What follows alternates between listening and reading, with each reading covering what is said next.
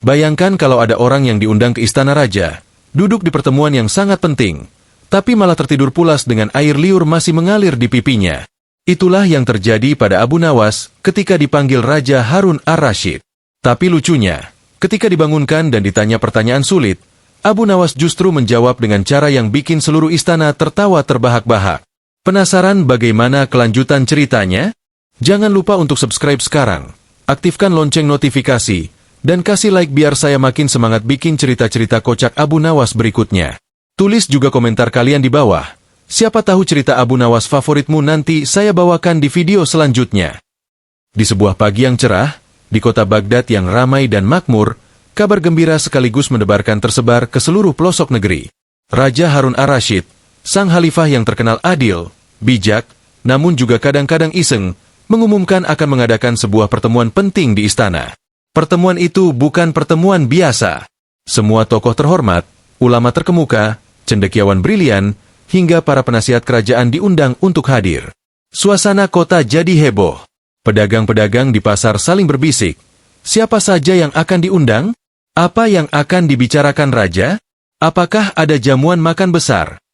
Anak-anak kecil pun ikut-ikutan menirukan gaya orang istana sambil berlari di jalanan.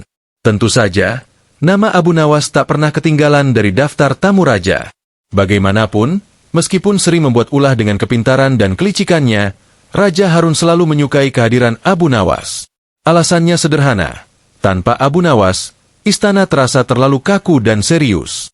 Dengan Abu Nawas, istana bisa mendadak berubah menjadi tempat penuh tawa. Ketika seorang utusan kerajaan datang ke rumah Abu Nawas untuk menyampaikan undangan, Abu Nawas sedang duduk santai di depan rumahnya, sambil menggoyang-goyangkan sandal dan menghirup teh hangat yang aromanya khas. "Assalamualaikum, Abu Nawas," sapa sang utusan dengan suara lantang. "Waalaikumsalam," jawab Abu Nawas sambil tersenyum. "Ah, dari wajahmu saja aku sudah bisa menebak. Ini pasti undangan dari Baginda Raja, bukan?" Utusan itu terkejut. "Kok bisa tahu?" Abu Nawas menyeringai.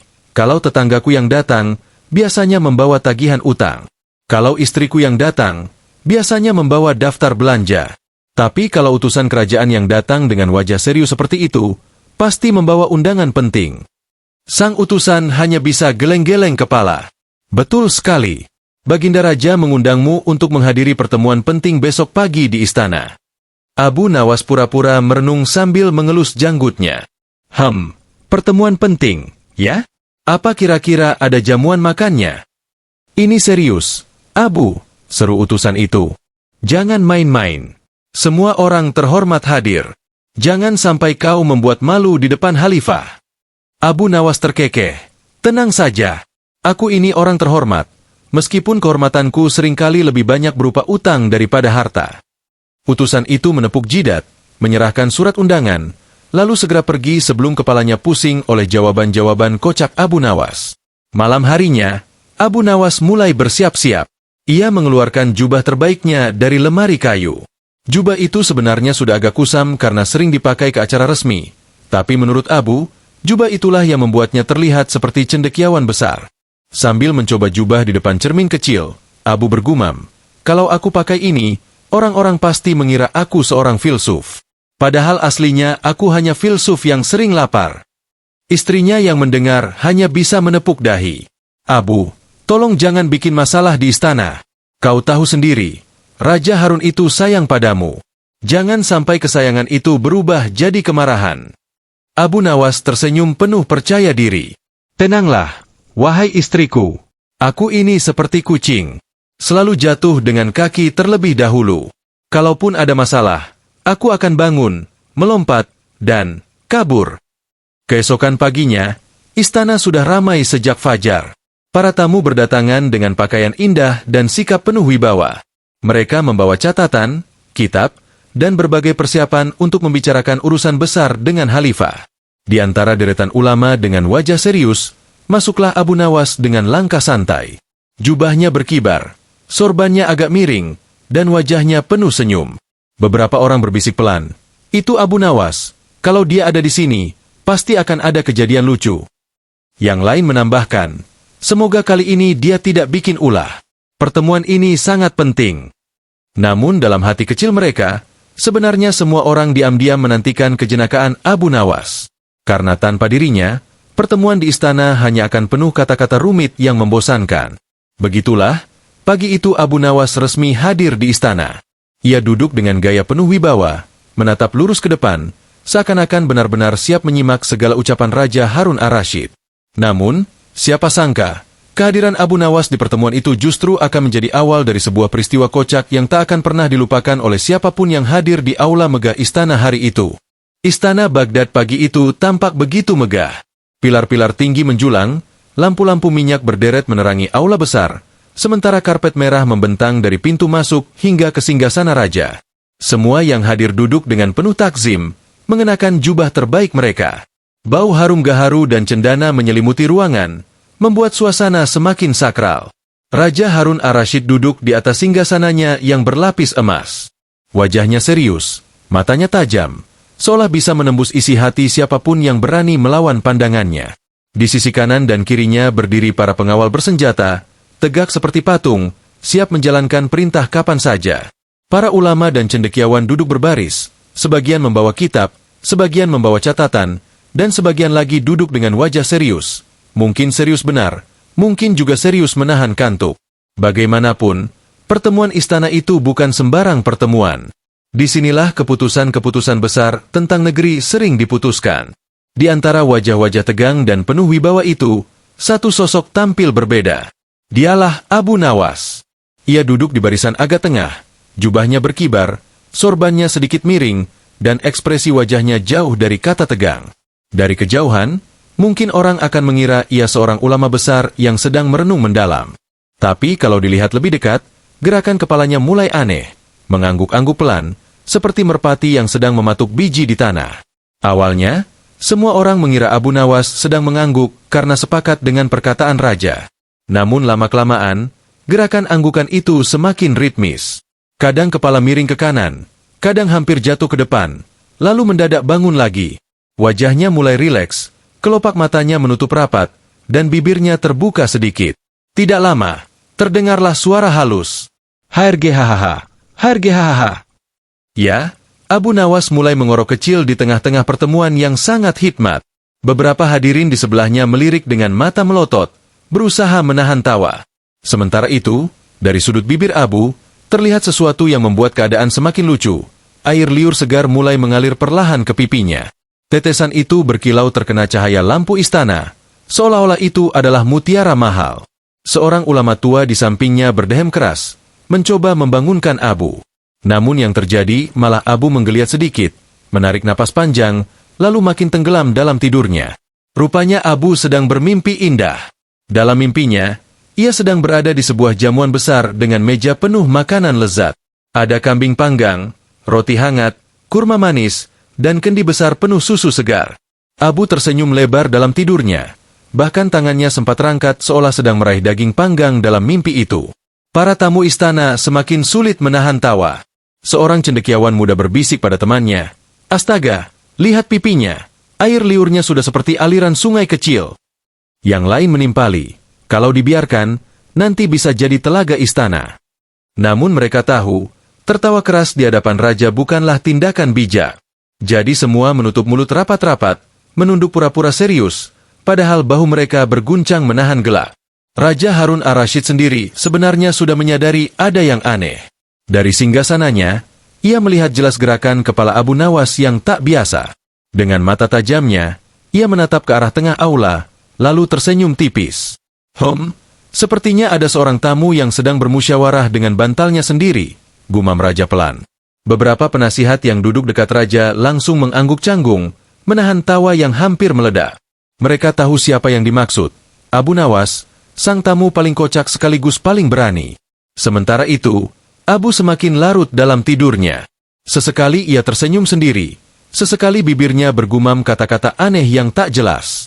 Saking pulasnya, ia tak sadar kalau semua orang di aula sedang diam-diam mengamatinya. Dan di sanalah, di tengah suasana yang seharusnya penuh kehikmatan, Abu Nawas menjadi pusat perhatian. Bukan karena pidato bijaknya, bukan karena gagasan briliannya, tapi karena tidurnya yang nyenyak dan air liurnya yang segar berkilauan. Para ulama saling berbisik. Kalau raja melihat, apa yang akan terjadi? Apakah Abu akan dihukum? Ah, tapi Abu selalu punya akal. Bahkan tidur pun mungkin bisa ia jadikan dalil. Benar saja, Raja Harun akhirnya memutuskan untuk menguji si tukang akal-akalan itu. Dengan suara lantang yang membuat seluruh aula terdiam, Raja berkata, "Abu Nawas." Teriakan itu membuat semua orang terkejut. Aula yang tadinya penuh bisik-bisik mendadak hening. Semua mata kini tertuju ke satu orang, si pemimpi dengan pipi basah. Apakah Abu akan terbangun? Atau masih asyik bermimpi daging panggang? Abu Nawas. Suara Raja Harun ar-Rasyid menggema di aula besar istana. Semua hadirin yang tadi menunduk langsung menegakkan badan. Suasana menjadi begitu hening. Bahkan bunyi kipas para pelayan terdengar jelas. Semua mata tertuju pada sosok Abu Nawas yang sama sekali tidak bereaksi. Ya, panggilan lantang Raja tidak sanggup menembus mimpi Abu yang sedang begitu indah. Ia malah menarik napas panjang, menguap pelan, dan menggumam seperti orang yang sedang bercakap dalam tidur. Bibirnya bergetar. Daging panggangnya jangan gosong, kasih aku yang banyak lemaknya. Para ulama di sekelilingnya saling sikut, menahan tawa dengan wajah memerah. Salah satu penasihat kerajaan menutup mulutnya rapat-rapat, sementara pundaknya berguncang menahan geli. Raja Harun menatap tajam. "Pengawal!" serunya. Dua pengawal tegap melangkah mendekat, bersuara lantang, "Daulat, Baginda. Bangunkan tamu kita yang sedang bermusyawarah dengan bantal mimpinya," ujar Raja dengan nada dingin tapi bibirnya sedikit menyungging senyum. Para pengawal maju. Salah satunya menepuk bahu Abu dengan hati-hati. "Tuan Abu, bangunlah. Baginda Raja memanggil Anda." Abu hanya bergumam, "Tambahkan rotinya. Jangan lupa madu." Lalu kepalanya kembali miring ke samping. Pengawal kedua mencoba cara lain. Ia menepuk sedikit lebih keras. "Abu Nawas, ini di istana, bukan di dapur." Kali ini Abu kaget. Matanya terbuka setengah. Ia menegakkan badan dengan kaku. Sorbannya miring, wajahnya kusut, dan di pipinya masih jelas terlihat jejak air liur yang mengilap. Semua yang melihat hampir meledak tertawa, tapi mereka menahan napas karena tahu Raja sedang memperhatikan. Ya, Baginda," ujar Abu dengan suara lantang. Meski matanya masih sayu dan suaranya serak seperti baru bangun tidur. Ia berdiri dengan gagah, berusaha menutupi rasa malunya. Raja Harun mengangkat alis. "Abu Nawas, apakah engkau mendengar pertanyaanku tadi?" Tanpa ragu Abu menjawab, "Tentu saja, Baginda. Hamba selalu mendengar setiap kata yang keluar dari mulut Baginda. Bahkan meski mata hamba tertutup, telinga hamba tetap terbuka." Beberapa ulama di belakang hampir tersedak menahan tawa. Mereka tahu jelas Abu tadi tertidur lelap dengan mulut terbuka dan air liur mengalir. Raja menatapnya dengan tajam. "Kalau begitu, katakan padaku, apa isi mimpimu barusan?" Pertanyaan itu membuat seluruh aula kembali sunyi. Semua menunggu jawaban Abu. Biasanya, Abu akan berkelit dengan jawaban nyeleneh. Dan benar saja, Abu tersenyum tipis sambil menyeka pipinya. "Hamba tidak bermimpi, Baginda," katanya mantap. "Tidak bermimpi." Raja mengerutkan dahi. "Tadi kau jelas-jelas tertidur." Abu menggeleng pelan. Mohon ampun Baginda. Itu bukan tidur, melainkan tafakur. Hamba sedang merenungi nikmat Allah dengan cara yang paling dalam. Kalau sampai menutup mata, itu hanya agar renungan hamba lebih khusyuk." Sekeliling aula terdengar suara, yang bercampur antara kagum dan geli. Semua tahu itu alasan karangan Abu semata. Namun Raja belum puas. "Kalau begitu, apa maksudnya air yang masih mengalir segar di pipimu itu?" Pertanyaan ini membuat seluruh ruangan nyaris meledak. Semua mata tertuju ke pipi Abu yang basah. Bahkan pengawal yang tadi membangunkan Abu menunduk, pura-pura batuk menahan tawa. Tapi Abu, dengan wajah tanpa dosa, langsung menjawab, "Itu bukan air liur, Baginda. Itu adalah embun istana. Tanda keberkahan dari Allah yang khusus diturunkan kepada hamba. Bukankah istana ini megah, penuh cahaya, dan penuh doa? Maka wajar bila embun suci turun di wajah hamba seorang diri." Jawaban itu seperti anak panah yang melesat ke jantung semua orang di aula. Beberapa penasihat menutup wajah dengan lengan jubah mereka, karena tawa tak bisa ditahan lagi. Suara cekikikan terdengar, disusul derai tawa yang makin keras. Raja sendiri, yang awalnya ingin menegur, malah tidak kuasa menahan gelak. Ia menepuk-nepuk lututnya, tertawa terbahak-bahak. Hahaha, Abu, kalau bukan kau yang berkata begitu, tentu aku akan murka. Tapi entah mengapa, setiap jawabanmu selalu bisa membuatku terpingkal. Abu menunduk dengan hormat, tapi matanya berkilat nakal. Daulat, Baginda. Hamba hanya ingin menjaga agar istana Baginda tidak terlalu tegang. Kalau semua orang serius, nanti suasana jadi kaku. Bukankah sedikit tawa bisa membuat hati lebih lapang? Dan memang benar. Setelah tawa itu reda, suasana aula menjadi lebih ringan. Orang-orang yang tadi kaku kini lebih santai, bahkan sebagian mulai tersenyum. Namun, dalam hati kecil Abu Nawas, ia tahu betul, ini baru awal. Masih ada pertanyaan-pertanyaan lain dari raja yang bisa menjebaknya kapan saja. Tapi seperti biasa, Abu siap dengan akal bulus dan lidahnya yang licin. Hari itu, ia telah berhasil mengubah tidurnya yang memalukan menjadi sebuah tontonan lucu yang membuat seluruh istana terhibur. Aula istana yang megah itu masih dipenuhi gema tawa akibat jawaban kocak Abu Nawas tentang embun istana.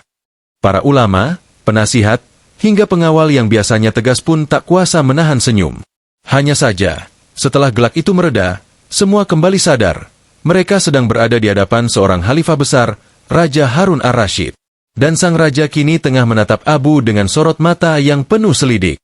Raja Harun dikenal bukan hanya sebagai pemimpin bijaksana, tetapi juga sosok yang teliti. Ia bisa melihat celah kecil apapun dalam diri orang lain. Kalau ia mau, dengan satu perintah saja Abu Nawas bisa dihukum karena berani tidur di tengah sidang penting. Namun raja justru tersenyum samar, bibirnya melengkung, seolah-olah ia menemukan hiburan baru. Abu Nawas, ucap raja dengan suara berat, kau tahu apa yang baru saja kulihat?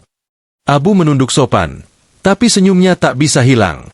Hamba yakin Baginda melihat sesuatu yang indah, sebagaimana mata seorang raja selalu melihat dengan kebijaksanaan. Raja mengangkat alis. Yang kulihat tadi bukan kebijaksanaanmu, melainkan air liurmu yang mengalir segar, seperti sungai Tigris di Baghdad. Kau berani menyangkal itu di hadapan semua orang. Suasana aula mendadak hening kembali. Semua menunggu. Apalagi alasan yang akan dikeluarkan Abu kali ini. Abu menghela napas panjang, lalu menjawab, ampun Baginda, sungai Tigris memang mengalir deras, tapi hamba ini hanya orang miskin. Tak mungkin hamba sanggup menandingi sungai Baghdad. Yang menetes di pipi hamba hanyalah setetes embun suci, hadiah kecil dari langit agar hamba tidak kehausan ketika tafakur mendalam. Sekeliling aula kembali berguncang menahan tawa. Bahkan seorang ulama tua yang biasanya pendiam sampai tersedak karena tidak tahan. Raja menahan senyum, lalu bersandar di singgasananya. Ia mengetuk-ngetukkan jemarinya ke lengan kursi, tanda ia sedang berpikir. Abu, aku selalu melihatmu membawa masalah sekaligus tawa. Katakan padaku, apakah tidur di tengah sidang penting ini juga bagian dari rencana pintarmu? Abu berpura-pura terkejut. Tidur? Baginda salah sangka. Hamba tidak tidur. Hamba hanya memejamkan mata sejenak agar hati ini bisa mendengar lebih jelas suara Baginda. Kadang, mata yang terbuka justru mengganggu telinga. Jadi hamba tutup mata, agar telinga hamba semakin tajam. Gelombang cekikikan terdengar lagi. Seorang penasihat berbisik ke temannya. Kalau begitu, dia seharusnya jadi kelelawar. Mendengar dengan telinga, hidup dalam gelap. Raja mendengarnya, lalu tertawa terbahak. Hahaha, benar juga. Abu, kalau kau kelelawar, maka pipimu itu pasti gua tempat embun berkumpul. Semua orang di ruangan ikut tertawa. Abu, bukannya malu, malah mengangguk mantap. Betul, Baginda. Dan gua itu tidak terbuka untuk sembarang orang. Hanya Baginda dan istana yang berhak menyaksikannya. Sekali lagi, jawaban licin itu membuat suasana meledak. Namun, di balik senyumnya, Raja Harun sebenarnya sedang menguji. Ia ingin tahu, sampai sejauh mana Abu Nawas bisa berkelit. Maka dengan nada pura-pura serius, Raja berkata, Abu Nawas, aku harus memutuskan. Apakah aku harus menghukummu karena tidur di tengah sidang? Ataukah aku harus memberimu hadiah karena membuat semua orang di sini tertawa? Semua mata kembali tertuju pada Abu. Abu menunduk hormat, lalu berkata, ampun Baginda, kalau boleh hamba usul, hukum saja hamba dengan hadiah. Sebab hadiah itu hukuman paling menyakitkan bagi orang miskin seperti hamba, karena membuat hamba terbiasa dimanja. Suasana pun kembali riuh rendah. Semua orang tertawa keras. Bahkan ada yang sampai meneteskan air mata. Raja sendiri sampai harus mengipas-ngipas wajahnya karena terlalu banyak tertawa. Abu Nawas, Abu Nawas. Raja menggeleng-gelengkan kepala. Kau memang selalu punya jalan keluar. Padahal tadi aku melihatmu jelas-jelas tidur, lengkap dengan air liur yang berkilau. Tapi sekarang kau berhasil membuat semua orang di sini melupakan kesalahanmu. Abu tersenyum licin. Itulah sebabnya Baginda menyukai hamba, bukan? Kalau semua orang serius, maka istana ini akan penuh beban. Bukankah lebih baik ada satu orang yang siap menanggung malu demi membuat semua tertawa? Kata-kata itu membuat hati Raja luluh. Ia tahu, meskipun Abu suka berkelit, tapi ada benarnya juga. Tawa memang bisa membuat suasana berat menjadi ringan. Akhirnya, Raja Harun memutuskan, baiklah, Abu. Hari ini kau kubebaskan dari hukuman. Tapi ingat, aku melihatmu. Kalau kau berani tidur lagi di tengah sidangku, maka kali ini aku akan bertanya sesuatu yang lebih sulit darimu. Abu menunduk penuh hormat. Daulat, Baginda. Hamba siap. Meski sejujurnya hamba lebih siap kalau pertanyaannya seputar makanan. Semua orang kembali tertawa. Suasana yang tadinya kaku kini berubah hangat. Dan semuanya sepakat. Tidak ada yang bisa membuat istana lebih hidup selain kelakuan Abu Nawas yang nyeleneh. Namun, jauh di dalam hati Raja Harun, ia sudah menyiapkan pertanyaan lanjutan yang lebih menjebak untuk Abu. Pertanyaan yang jawabannya tidak bisa sembarangan. Dan Abu, meski sudah selamat sekali ini, tidak tahu bahwa ujian berikutnya sedang menunggunya. Hari berikutnya, suasana istana Harun ar-Rasyid kembali ramai dengan pertemuan besar.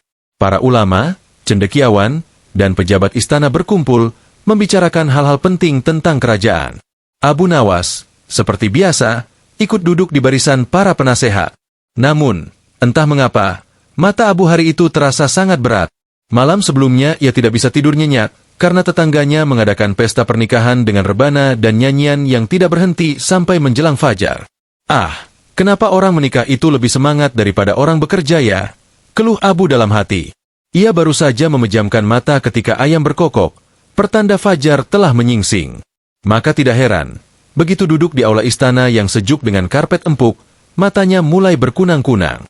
Suara ulama yang sedang memberi pendapat pun terdengar seperti lantunan doa tidur. Tidak lama, kepala Abu terangguk-angguk, lalu bruk. Ia tertidur lelap, kali ini lebih pulas dari sebelumnya. Air liur? Tentu saja. Seolah-olah itu adalah tanda tangan resmi Abu setiap kali tidur di tempat umum. Sebuah garis mengilap mulai membasahi pipinya, bahkan hampir jatuh ke janggutnya. Semua orang di sekitarnya saling melirik, menahan tawa. Beberapa penasihat menutup mulut dengan tangan agar tidak terdengar cekikikan mereka. Salah seorang ulama bahkan harus batuk-batuk pura-pura untuk menyamarkan tawanya. Namun, Raja Harun ar-Rasyid yang duduk di singgasana tentu tidak bisa dibohongi. Dengan mata tajamnya, ia langsung melihat Abu yang terkulai manis. Senyum tipis menghiasi wajah sang raja. Ah, rupanya Abu tidak kapok, batinnya. Kali ini, Raja tidak langsung menegur. Ia ingin melihat bagaimana pengawal istana membangunkan si cerdik Abu. Maka, dengan suara tenang, ia berkata, "Pengawal, bangunkan sahabat kita yang sedang sibuk bermimpi. Tanyakan padanya, mimpi apa yang membuatnya lebih penting daripada mendengarkan sidangku." Perintah itu langsung membuat seluruh ruangan terdiam. Lalu beberapa orang menunduk menahan tawa. Dua pengawal gagah melangkah maju. Langkah mereka tegas, seolah hendak menyeret penjahat. Padahal, yang mereka dekati hanyalah seorang penyair jenaka yang sedang bermesraan dengan mimpi. Sampai di hadapan Abu, salah satu pengawal berdehem keras. Abu tidak bergerak. Kepalanya malah makin miring ke samping. Pengawal kedua pun mencoba lebih keras. Tetap saja Abu tidak bangun. Air liurnya bahkan sudah hampir menetes ke karpet mahal Persia. Akhirnya, pengawal pertama menyentuh bahunya. "Abu, bangun! Baginda memanggilmu." Refleks, Abu terlonjak. "Apa?" Ikannya kabur," serunya sambil menepuk-nepuk udara, seolah sedang memancing. Seluruh aula meledak tertawa. Para ulama terpingkal, penasihat kerajaan mengguncang-guncangkan bahu, dan bahkan beberapa pengawal lain yang biasanya serius pun tak kuasa menahan cekikikan. Raja Harun tersenyum lebar. Hahaha, rupanya engkau sedang memancing di dalam mimpimu, Abu. Abu yang baru sadar langsung mengusap wajahnya, mencoba menutupi air liur yang masih segar. Dengan cepat ia menjawab, "Ampun Baginda, bukan memancing. Hamba sedang menyusun strategi besar untuk kerajaan." Dalam mimpi itu, ikan-ikan sedang berembuk tentang bagaimana menjaga sungai agar tetap bersih. Hamba hanya bertugas mengawasi mereka. Gelak tawa kembali pecah. Salah seorang ulama berbisik, "Ikan berembuk? Besok mungkin ayam akan mengadakan sidang di pasar." Raja ikut tertawa, tapi ia tidak mau berhenti di situ. Ia melambaikan tangan, memerintahkan pengawal untuk mendekat lagi. Bukan hanya bangunkan, tapi tanyakan sesuatu yang bisa membuktikan apakah ia benar-benar tidak tidur. Pengawal pun menunduk patuh, lalu menatap Abu dengan wajah sok serius. "Baiklah, Abu, kalau memang kau tidak tidur, sebutkan apa yang baru saja disampaikan oleh ulama di hadapan raja." Suasana hening sejenak. Semua menunggu. Apakah Abu kali ini bisa lolos dari jebakan? Abu menatap sekeliling, lalu tersenyum licik. Apa yang disampaikan ulama tadi? Tentu saja sesuatu yang sangat penting. Beliau berkata, "Kalau bicara di depan Baginda harus jelas. Jangan sampai membuat semua orang mengantuk." Hahaha. Seluruh aula pecah lagi. Bahkan ulama yang dituding pun ikut tertawa sambil menggeleng-geleng kepala. "Dasar Abu," katanya sambil terbahak. Raja Harun pun menepuk-nepuk lututnya karena terlalu geli. Abu, kau memang tak pernah kehabisan akal.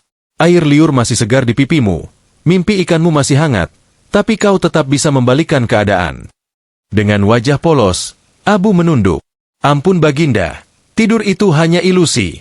Hamba tidak tidur, hamba hanya berjalan-jalan sebentar ke alam sebelah untuk mencari inspirasi bagi kerajaan." "Jalan-jalan?" tanya raja sambil mengerutkan dahi. "Ya, Baginda. Kalau hamba tetap duduk di sini dengan mata terbuka, hamba hanya melihat istana. Tapi kalau hamba pejamkan mata, hamba bisa keliling dunia tanpa ongkos. Bukankah itu lebih hemat bagi kerajaan?" Tawa pun kembali mengguncang ruangan. Raja akhirnya berdiri, mengangkat tangan agar semua diam. Cukup. Abu Nawas, mulai hari ini aku akan menugaskan pengawal khusus untuk duduk di sebelahmu, agar kau tidak bisa tidur lagi di sidangku."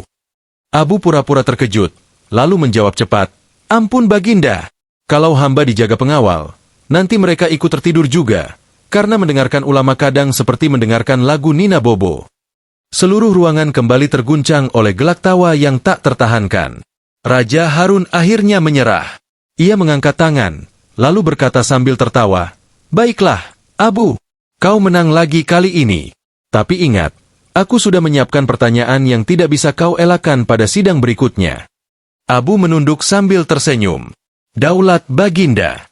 Tapi izinkan hamba berdoa. Semoga saat pertanyaan itu datang, hamba tidak sedang mimpi ikan lagi." Dan dengan itu, semua orang di ruangan tertawa sampai perut mereka sakit.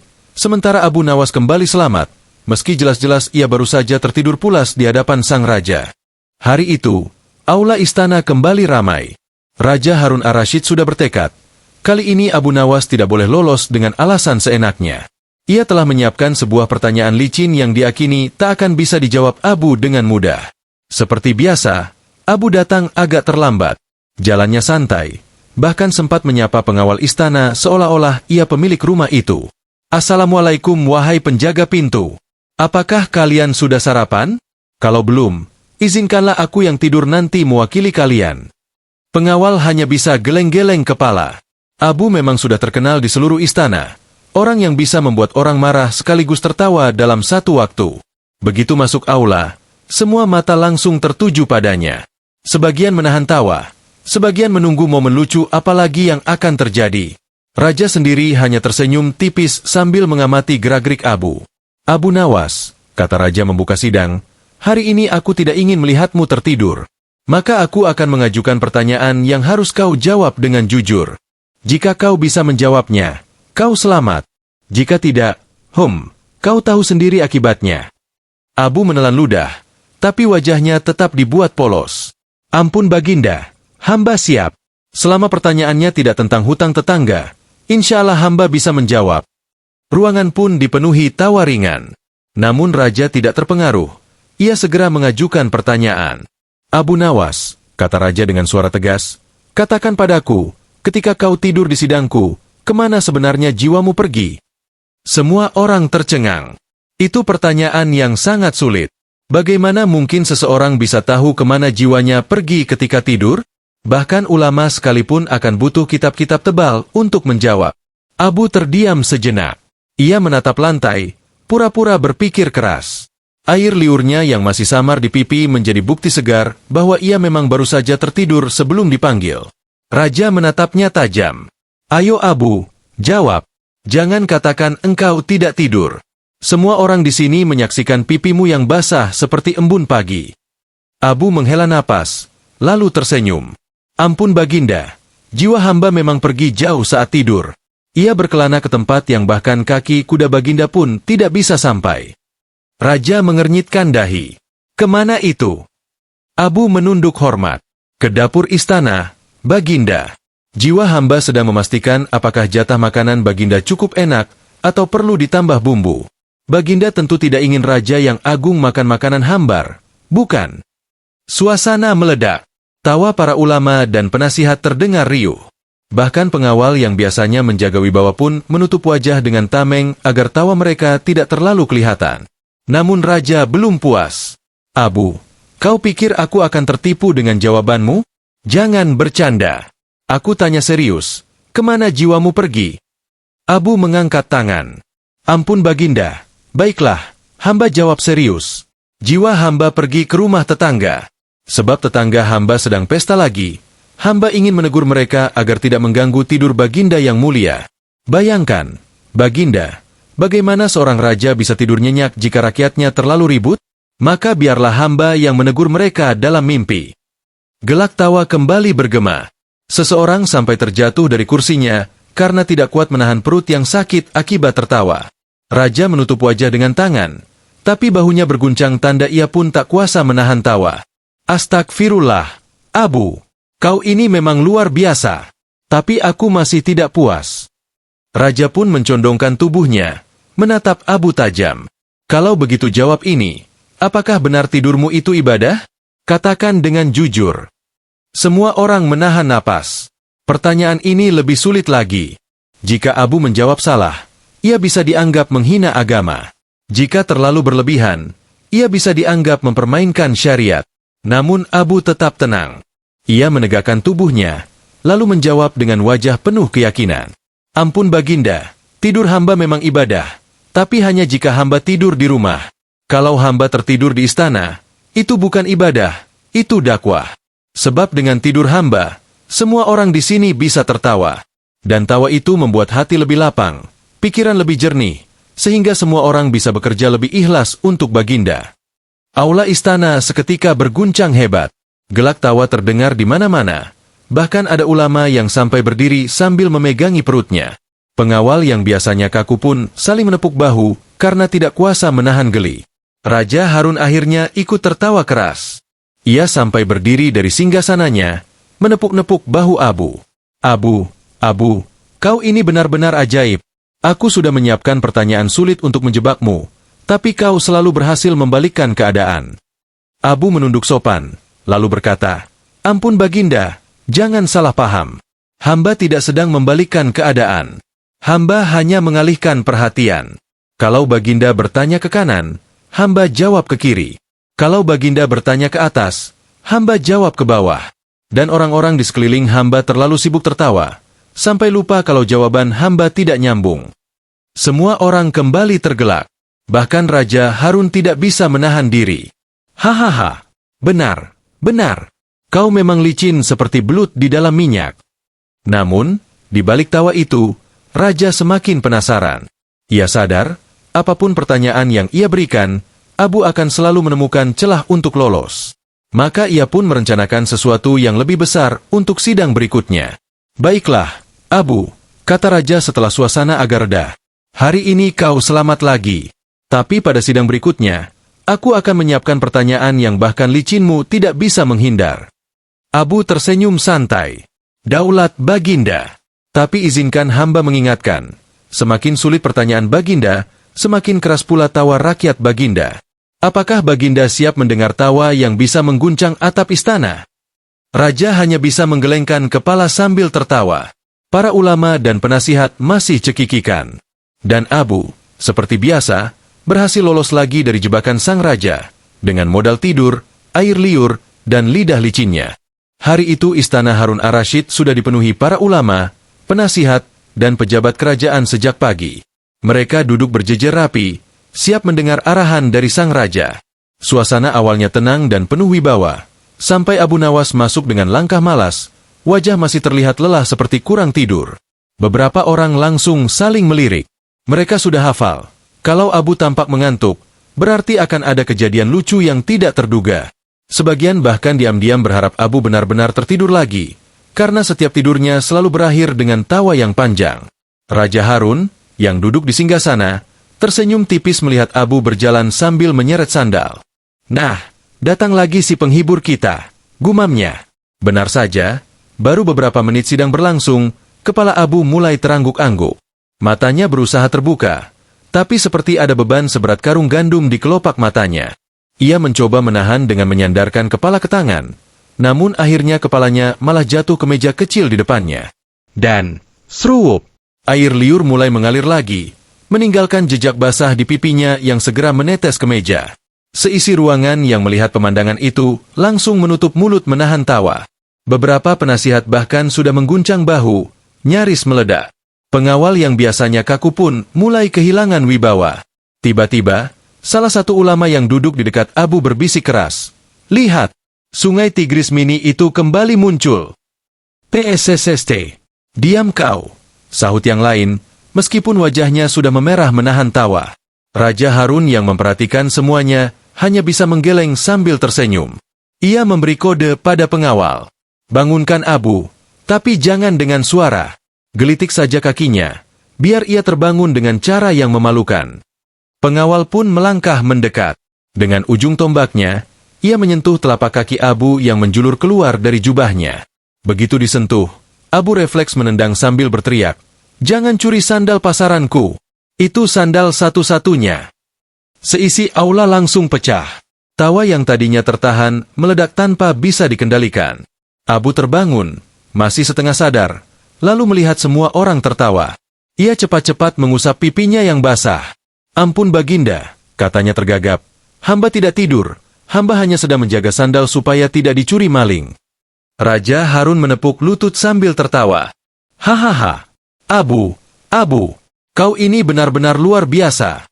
Tidur pun bisa berubah jadi sandiwara." Gelombang tawa itu ternyata menular dengan cepat. Bukan hanya orang-orang di aula, tapi sampai ke halaman istana. Para pelayan yang mendengar ledakan tawa di dalam ikut cekikikan. Bahkan prajurit yang sedang berbaris pun kehilangan fokus karena penasaran. Salah satu penasihat kerajaan berkata sambil tertawa, "Wahai Baginda, sepertinya Abu ini bukan manusia biasa. Ia lebih mirip obat mujarab untuk hati yang sedang tegang." Seorang ulama menimpali, "Benar, kalau terus begini, aku khawatir nanti kita semua lebih sering tertawa daripada berdiskusi." Abu langsung menimpali dengan wajah polos. "Bukankah tawa juga ibadah, wahai tuan-tuan? Daripada kita berdebat sampai urat leher keluar, lebih baik kita tertawa sampai perut kram. Itu lebih sehat." Semua orang kembali tertawa terbahak-bahak. Namun, ada satu hal yang mengejutkan. Tawa yang menular itu ternyata juga merambat sampai keluar istana. Rakyat yang berada di pasar dekat istana mulai mendengar suara riuh. Mereka penasaran, lalu bertanya-tanya, "Ada apa di dalam? Kenapa orang istana tertawa seperti kena penyakit gatal serentak?" Beberapa orang yang lewat pun ikut terbahak tanpa alasan jelas, hanya karena mendengar suara tawa yang keras. Dan dalam waktu singkat, pasar Baghdad dipenuhi orang-orang yang tertawa tanpa tahu sebabnya. Kabar pun menyebar cepat, Abu Nawas membuat istana tertawa lagi. Mendengar kabar itu, rakyat malah semakin ikut tertawa. Mereka tidak tahu cerita lengkapnya, tapi cukup menyebut nama Abu Nawas saja, semua sudah bisa membayangkan kelucuan yang terjadi. Di dalam aula, Raja Harun akhirnya mengangkat tangan agar semua diam. Meski mulutnya masih tersenyum, ia mencoba bersikap tegas. "Cukup. Kalau kita teruskan, nanti seluruh Baghdad tertawa sampai lupa makan siang." Semua pun mulai menenangkan diri. meski sesekali masih ada yang tersengal-sengal karena belum bisa menahan geli. Raja menatap Abu. Abu Nawas, tahukah kau bahwa tawamu hari ini sudah menular ke seluruh istana? Bahkan rakyat di luar ikut tertawa karena mendengar ledakan tawa dari sini. Abu menunduk, pura-pura bersalah. Ampun Baginda, hamba hanya ingin berbagi kebahagiaan. Kalau ada penyakit menular yang baik di dunia ini, tentu itu adalah tawa. Raja mengangguk setuju. Benar juga. Tapi awas, kalau penyakit tawamu ini membuat seluruh Baghdad tidak bisa bekerja, aku akan menyalahkanmu. Abu menjawab cepat, kalau begitu, Baginda cukup tidur sebentar saja. Biar hamba yang bekerja dalam mimpi, dan tawa akan tetap jalan tanpa ganggu kerjaan. Gelak tawa pun kembali bergema. Akhirnya, Raja Harun menyerah. Ia tertawa lepas, lalu berkata, Abu, aku sudah kalah. Kau bukan hanya pintar mengelak, tapi juga punya kekuatan yang bahkan kitab-kitab ulama tidak bisa ajarkan, membuat semua orang tertawa bahagia. Abu tersenyum nakal. Daulat Baginda. Tapi jangan salah, itu bukan kekuatan hamba. Itu hanya karena Baginda selalu memberi hamba tempat tidur paling empuk di aula ini. Dan sekali lagi, tawa pun menular. Dari raja, penasihat, ulama, pengawal, hingga rakyat di luar istana, semuanya larut dalam gelombang tawa karena ulah Abu Nawas yang tidur dengan air liurnya. Setelah gelombang tawa reda, meskipun beberapa orang masih sesekali tersengal menahan geli, Raja Harun ar-Rasyid kembali bersandar di singgasananya. Wajahnya masih basah oleh air mata tawa. Ia mengusap janggutnya, lalu menatap Abu Nawas dengan senyum penuh arti. Abu, kata Raja sambil menggeleng-gelengkan kepala, setiap kali kau tidur di sidangku, aku dibuat bingung. Haruskah aku menghukummu karena tidak sopan di depan Raja? Atau memberimu hadiah karena berhasil membuat semua orang di sini tertawa sampai lupa beban? Seisi aula kembali riuh dengan gumaman. Para ulama berbisik-bisik, penasihat saling melirik, bahkan pengawal yang biasanya hanya diam ikut mengangkat alis. Salah seorang ulama berpendapat, Baginda, tidur di sidang tentu perbuatan tercela. Hukuman pasti pantas untuknya. Namun penasihat lain menimpali, tapi Baginda, tidurnya Abu ini membawa berkah. Semua orang tertawa, bahkan rakyat di luar ikut gembira. Bukankah itu hadiah yang tidak ternilai? Diskusi kecil itu malah membuat suasana semakin ramai. Abu yang duduk dengan wajah polos, hanya sesekali mengusap pipinya yang masih basah bekas air liur, lalu pura-pura serius seakan sedang merenung. Akhirnya Raja mengangkat tangan. Cukup, aku yang akan memutuskan. Semua langsung diam. Raja pun menatap Abu tajam. Abu Nawas, menurutmu sendiri, apa yang pantas aku berikan padamu? Hukuman, atau hadiah? Semua orang menahan napas. Mereka ingin tahu, jawaban apa lagi yang akan keluar dari mulut licin Abu. Dengan tenang, Abu berdiri, merapikan jubahnya, lalu menunduk hormat. Ampun Baginda, kalau hamba diberi pilihan, maka hamba memilih dihukum dengan hadiah. Seisi ruangan serempak berseru. Raja mengerutkan dahi, mencoba menahan senyum. Apa maksudmu? Hukuman dengan hadiah? Abu mengangguk mantap. Benar, Baginda. Karena bagi orang miskin seperti hamba, hadiah justru hukuman paling berat. Hadiah membuat hamba terbiasa dimanja, padahal hamba sudah biasa hidup sederhana.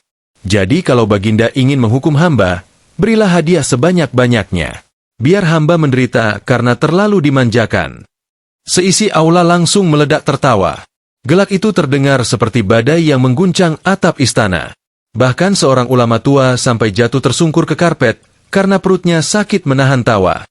Raja sendiri tertawa terbahak-bahak. Hahaha, Abu, kau ini memang pintar memutar balik keadaan. Namun Raja belum puas. Kalau begitu, katakan padaku, hadiah apa yang paling membuatmu menderita? Abu berpura-pura berpikir. Ia mengusap dagunya, lalu menjawab serius. Ampun Baginda, hadiah yang paling menyakitkan bagi hamba adalah seekor kuda putih, lengkap dengan pelana emas, dan 10 kantong dinar perak untuk membeli makanan kuda itu. Dengan hadiah seperti itu, hamba akan menderita setiap hari, karena harus memberi makan kuda yang terlalu mewah. Ledakan tawa kembali bergema. Semua orang menyadari liciknya Abu. Ia meminta hadiah sambil pura-pura menyebutnya hukuman. Raja pun menggeleng sambil tersenyum. Sungguh, Abu, kalau aku turuti permintaanmu, Nanti seluruh rakyat akan ikut-ikutan tidur di sidangku agar mendapat hadiah. Abu buru-buru menimpali. Ampun Baginda, jangan khawatir. Tidak semua orang bisa tidur dengan indah seperti hamba. Tidur hamba ini tidur istimewa, dengan air liur yang jernih dan mimpi yang bisa diceritakan. Kalau rakyat menirukan, bisa jadi mereka hanya mendengkur keras. Bukankah itu mengganggu sidang Baginda? Semua orang kembali tertawa sampai terpingkal-pingkal. Raja akhirnya berdiri dari singgasananya. Baiklah, Abu Nawas. Karena kau begitu pintar membalikan kata-kata, aku akan memberimu sesuatu. Tapi bukan kuda putih dengan pelana emas. Aku akan memberimu sekeranjang kurma manis, agar mulutmu yang licin ini semakin sibuk mengunyah dan tidak banyak berkelit. Abu tersenyum lebar, lalu menunduk hormat. Daulat Baginda. Hamba terima hukuman manis itu dengan penuh penderitaan. Semua yang mendengar langsung meledak tertawa lagi. Namun, sebelum ia duduk, Abu menambahkan, Baginda, izinkan hamba membagi kurma ini kepada semua hadirin. Sebab penderitaan hamba akan lebih sempurna jika penderitaan itu dinikmati bersama. Seketika suasana aula kembali riuh. Tawa bercampur sorak-sorai. Semua setuju. Hanya Abu Nawas yang bisa menyulap hukuman menjadi hadiah, dan hadiah menjadi bahan penderitaan yang lucu. Raja akhirnya menyerah. Sambil tertawa ia berkata, Abu, aku sudah tidak bisa lagi membedakan apakah aku sedang menghukummu atau memanjakanmu. Kau memang luar biasa. Dan sekali lagi, Abu lolos, tidak hanya tanpa hukuman, tetapi juga membawa pulang sekeranjang kurma. Setelah membawa pulang sekeranjang kurma dari istana, Abu Nawas tidak langsung pulang ke rumahnya. Ia malah duduk di sebuah kedai kecil di pinggir jalan, berbagi kurma dengan para pedagang, pengemis, dan anak-anak yang berlarian. Ambillah, ambillah, kata Abu sambil menyodorkan kurma. Ini kurma penderitaan, bukan sembarang kurma.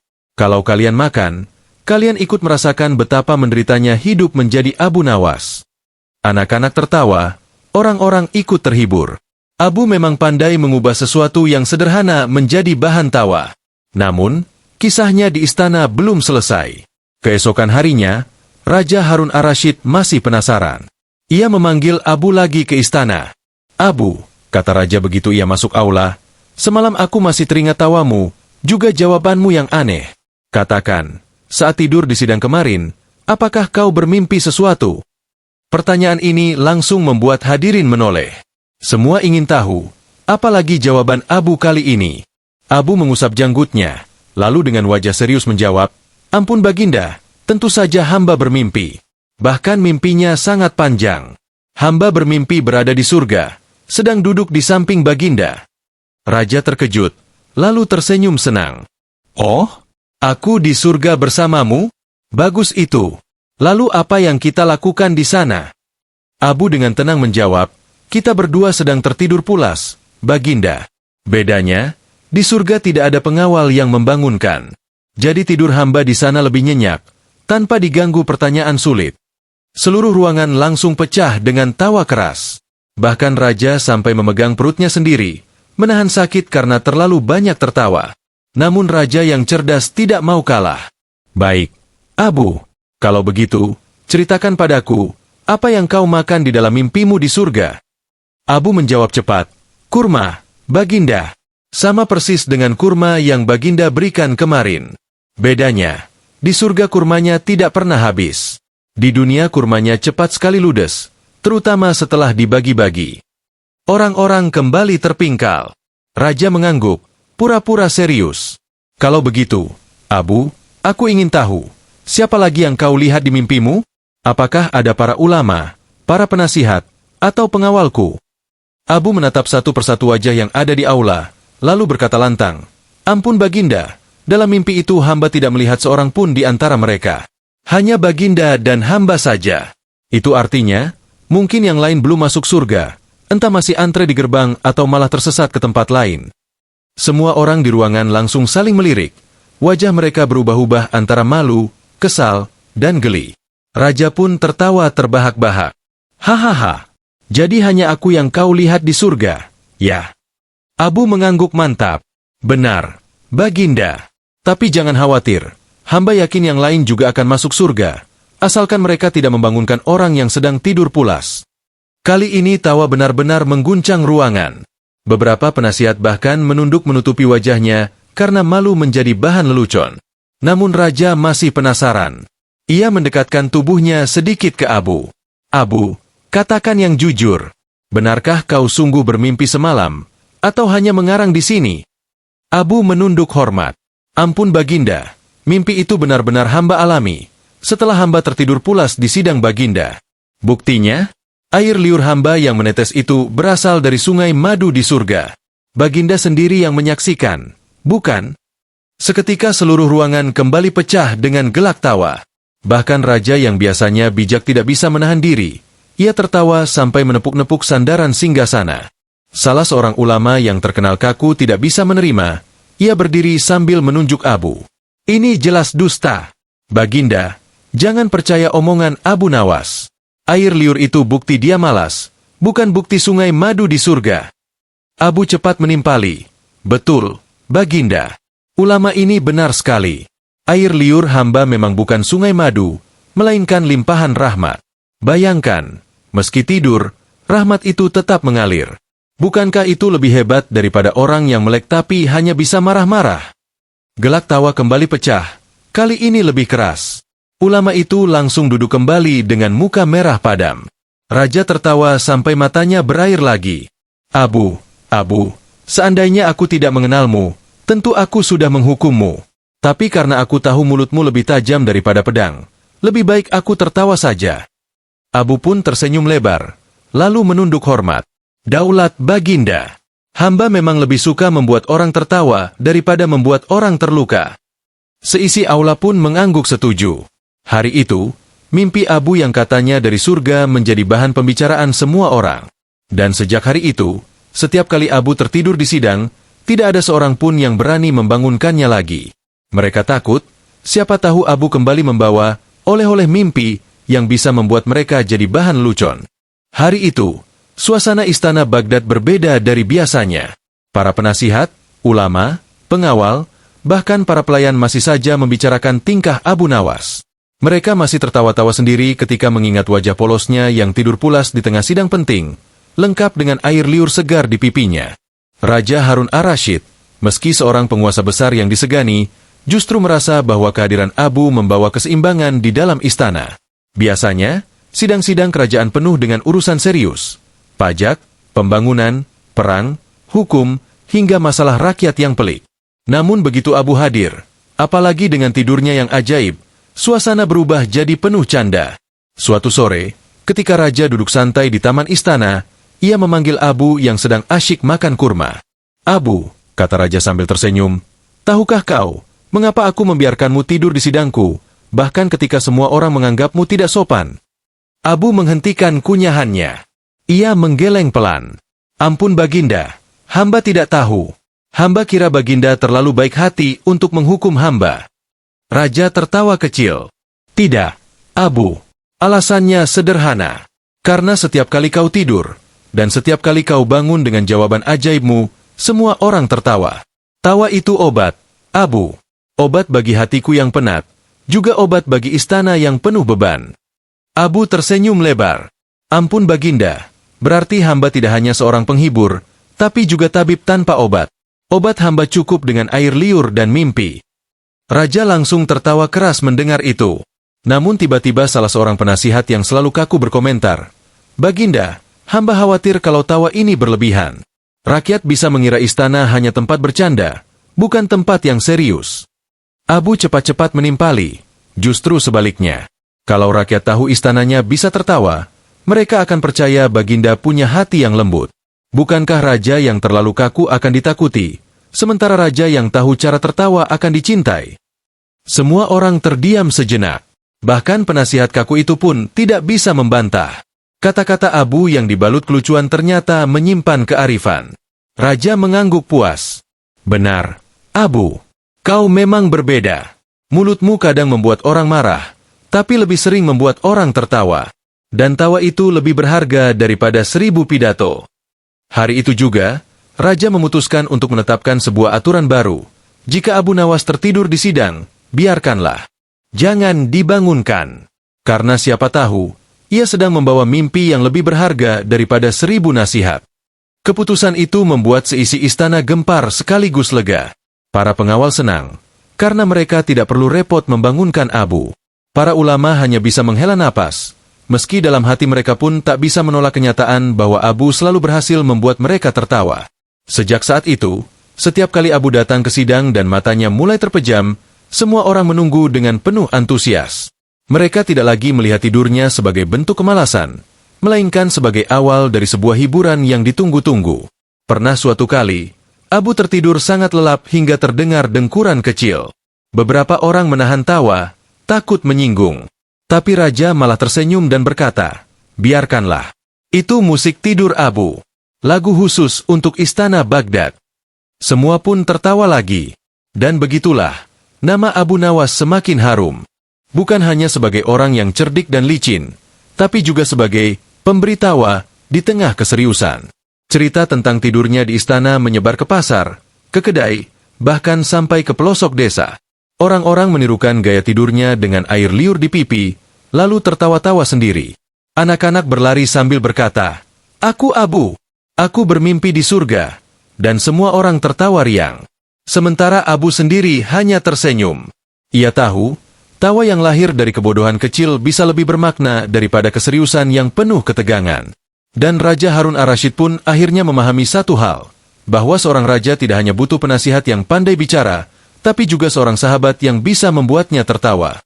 Hari-hari berikutnya berjalan dengan damai. Sidang-sidang tetap berlangsung, keputusan-keputusan penting tetap dibuat, tetapi kini ada warna baru, tawa yang tak pernah padam. Semua itu berkat seorang lelaki sederhana yang berani tidur di istana, bernama Abu Nawas. Hari itu, suasana istana Baghdad berbeda dari biasanya. Para penasihat, ulama, pengawal, bahkan para pelayan masih saja membicarakan tingkah Abu Nawas. Mereka masih tertawa-tawa sendiri ketika mengingat wajah polosnya yang tidur pulas di tengah sidang penting, lengkap dengan air liur segar di pipinya. Raja Harun ar-Rasyid, meski seorang penguasa besar yang disegani, justru merasa bahwa kehadiran Abu membawa keseimbangan di dalam istana. Biasanya, sidang-sidang kerajaan penuh dengan urusan serius, pajak, pembangunan, perang, hukum, hingga masalah rakyat yang pelik. Namun begitu Abu hadir, apalagi dengan tidurnya yang ajaib, suasana berubah jadi penuh canda. Suatu sore, ketika Raja duduk santai di taman istana, ia memanggil Abu yang sedang asyik makan kurma. "Abu," kata Raja sambil tersenyum, "tahukah kau, mengapa aku membiarkanmu tidur di sidangku, bahkan ketika semua orang menganggapmu tidak sopan?" Abu menghentikan kunyahannya. Ia menggeleng pelan. "Ampun Baginda, hamba tidak tahu. Hamba kira Baginda terlalu baik hati untuk menghukum hamba." Raja tertawa kecil. "Tidak, Abu. Alasannya sederhana. Karena setiap kali kau tidur, dan setiap kali kau bangun dengan jawaban ajaibmu, semua orang tertawa. Tawa itu obat, Abu. Obat bagi hatiku yang penat, juga obat bagi istana yang penuh beban." Abu tersenyum lebar. "Ampun Baginda, berarti hamba tidak hanya seorang penghibur, tapi juga tabib tanpa obat. Obat hamba cukup dengan air liur dan mimpi." Raja langsung tertawa keras mendengar itu. Namun tiba-tiba salah seorang penasihat yang selalu kaku berkomentar, "Baginda, hamba khawatir kalau tawa ini berlebihan. Rakyat bisa mengira istana hanya tempat bercanda, bukan tempat yang serius." Abu cepat-cepat menimpali, "Justru sebaliknya. Kalau rakyat tahu istananya bisa tertawa, mereka akan percaya Baginda punya hati yang lembut. Bukankah raja yang terlalu kaku akan ditakuti, sementara raja yang tahu cara tertawa akan dicintai?" Semua orang terdiam sejenak. Bahkan penasihat kaku itu pun tidak bisa membantah. Kata-kata Abu yang dibalut kelucuan ternyata menyimpan kearifan. Raja mengangguk puas. "Benar, Abu. Kau memang berbeda. Mulutmu kadang membuat orang marah, tapi lebih sering membuat orang tertawa. Dan tawa itu lebih berharga daripada 1000 pidato." Hari itu juga, Raja memutuskan untuk menetapkan sebuah aturan baru. Jika Abu Nawas tertidur di sidang, biarkanlah. Jangan dibangunkan. Karena siapa tahu, ia sedang membawa mimpi yang lebih berharga daripada 1000 nasihat. Keputusan itu membuat seisi istana gempar sekaligus lega. Para pengawal senang, karena mereka tidak perlu repot membangunkan Abu. Para ulama hanya bisa menghela napas, meski dalam hati mereka pun tak bisa menolak kenyataan bahwa Abu selalu berhasil membuat mereka tertawa. Sejak saat itu, Setiap kali Abu datang ke sidang dan matanya mulai terpejam, semua orang menunggu dengan penuh antusias. Mereka tidak lagi melihat tidurnya sebagai bentuk kemalasan, melainkan sebagai awal dari sebuah hiburan yang ditunggu-tunggu. Pernah suatu kali, Abu tertidur sangat lelap hingga terdengar dengkuran kecil. Beberapa orang menahan tawa, takut menyinggung. Tapi Raja malah tersenyum dan berkata, "Biarkanlah. Itu musik tidur Abu. Lagu khusus untuk istana Baghdad." Semua pun tertawa lagi. Dan begitulah, nama Abu Nawas semakin harum.